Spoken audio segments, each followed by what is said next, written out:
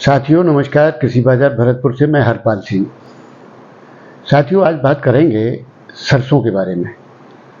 साथियों सरसों का उत्पादन जैसा कि आप जानते ही हैं कि 120 लाख टन माना गया था, जो कि पिछले उत्पादनों से काफ़ी बेहतर है और अच्छी स्थिति में आया था। लेकिन उसके अकॉर्डिंग जो मद्दा आया उसने व्यापारी, तिलहन उद्योग सबकी कमर तोड़ करके रख दी। साथियों भाव बहुत नीचे चले गए, लेकिन भावों में शनिवार से एक सुधार की स्थिति बनी है, जिसमें 100 से 150 रुपये की तेज़ी आई। लेकिन शाम होते होते भाव फिर 50 रुपये घट करके बंद हुए। साथियों हो सकता है कि सोमवार से भावों में पुनः कोई तेज़ी की आशा जागती हुई नज़र आए, और ऐसा मानना है मेरा व्यक्तिगत तौर पर कि सरसों जल्दी ही 5,000 रुपये का भाव क्रॉस करके 5200 रुपये के भाव बनाए, और 5200 रुपये के भाव बनने के बाद इसमें एक स्टेबिलिटी आए, और उसके आगे मानसून और बाकी चीज़ें इस पर जो है क्या प्रभाव डालती हैं उसके अकॉर्डिंग बाजार को चलना चाहिए। साथियों मेरा मानना है कि सरसों 5200 रुपये बनने के बाद में सरसों 5500 रुपये भी बनेगी, लेकिन सर पर 5500 रुपये वाली सरसों पुनः 5200-5300 रुपये भी बिकेगी। 5200-5300 वाली सरसों 5800 रुपये भी बिकेगी, लेकिन 5800 रुपये वाली सरसों 5500 रुपये भी बिकती दिखाई देती है। साथियों 2023 तक मुझे कहीं भी ऐसा नहीं लगता कि सरसों 6,000 रुपये के भाव क्रॉस कर पाएगी। उम्मीद है कि करनी चाहिए, लेकिन लगता नहीं है, क्योंकि बाजार में जो अवेलेबिलिटी है, जो आंकड़े कहते हैं उसके अनुसार तो इससे ज़्यादा तेज़ी नज़र नहीं आती है। साथियों देखने को जब सरसों की स्थिति जो चलेगी वो ट्रेडिंग के हिसाब से चलेगी। जब भी भाव बढ़ेंगे बाज़ारों में माल आएंगे, भाव घटेंगे, घटने के बाद पुनः भाव मालों की आवक घटेगी, अब आवक घटने के साथ ही बाजार फिर बढ़ेंगे। ऐसा ही इसमें मेरे हिसाब से चलता रहना चाहिए। 200-500 रुपये की तेज़ी और मंदी इसमें बराबर आती जाती रहेंगी। विशेष मोटी तेज़ी की इसमें कोई उम्मीद नहीं रखनी चाहिए। साथियों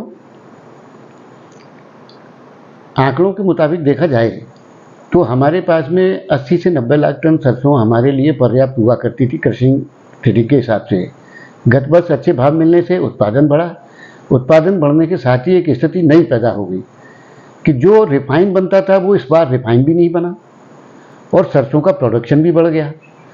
तो दोनों चीज़ों को मिलाकर के देखा जाए तो कम से कम 50 से 60 लाख टन सरसों हमारे पास में उपयोग से अतिरिक्त हमारे पास मौजूद है। तो साथियों कुछ लोगों का कहना है कि अगर ऐसे ही भाव चलते रहे तो आगामी साल में सरसों की बिजाई ना के बराबर होगी। मान लीजिए उनका कथन भी ठीक हो जाता है, एल नीनो का फैक्टर भी सही हो जाता है, सारे दृष्टिकोण ठीक हो जाते हैं।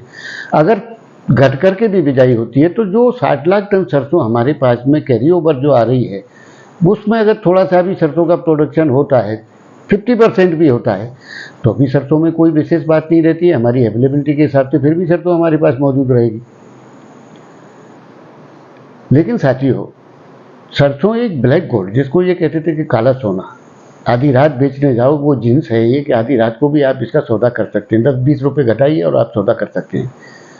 साथियों दौर संक्रमण का जरूर चल रहा है। इसमें बहुत सारे कारण हैं, जैसे कि आयातित तेलों पर ड्यूटी का न होना, प्रोडक्शन का बढ़ जाना, रिफाइन का न होना, ब्लेंडेड ऑयलों का ख़त्म हो जाना, ये बहुत सारे कारणों के चलते सरसों की दुर्दशा का ये प्रमुख कारण बना है, जैसा कि आप सभी लोग जानते हैं।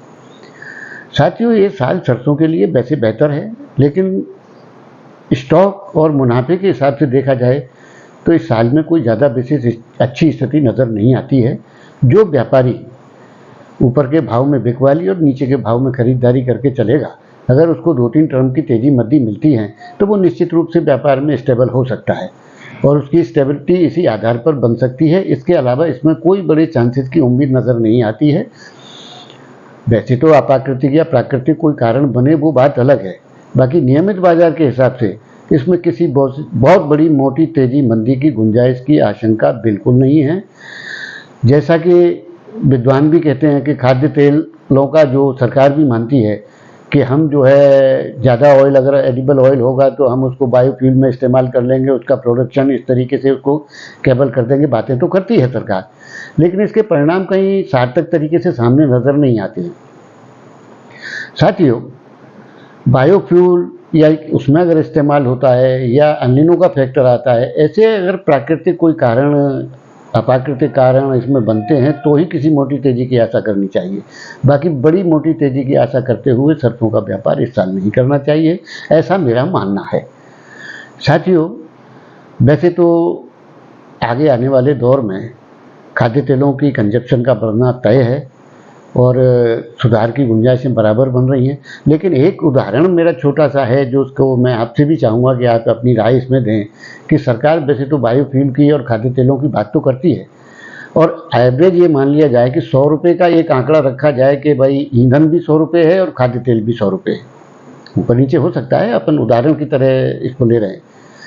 और कंजप्शन देखा जाए, एक व्यक्ति मोटरसाइकिल रखते हुए प्रतिदिन 1 लीटर पेट्रोल का उपयोग करता है, कंजप्शन करता है। उसी के अकॉर्डिंग खाद्य तेल एक व्यक्ति यानी पर कैपिटा 10 से 15 ग्राम, बहुत मान लें 20 ग्राम, 20 ग्राम खाद्य तेल का मूल्य आज की तारीख में 20 रुपया और पेट्रोल का दाम 100 रुपया। तो 100 रुपया वो ईंधन के रूप में खर्च करता है और 20 रुपये वो खाद्य तेल के रूप में पर कैपिटा कंज्यूम करता है, यानी कि 20 ग्राम। वैसे तो आज कल खाद्य तेलों का उपयोग बहुत कम करते हैं लोग, क्योंकि हार्ट अटैक वगैरह दुनिया भर की बीमारियां, फैट वगैरह के हिसाब से उपयोग कम से कम खाद्य तेलों का मान किया जाता है। लेकिन उसके हिसाब से भी देखें तो खाद्य तेलों में महंगाई किस बात की है, कैसे महंगा कहते हैं लोग, किस आधार से इसको महंगाई के दौर से देखा जाता है, ये मेरी समझ में कभी नहीं आया, आज तक भी नहीं आया। अगर आपको आता हो तो कृपया ज़रूर इसके विषय में अवगत कराएं। इसी के साथ नमस्कार, धन्यवाद, जय हिंद।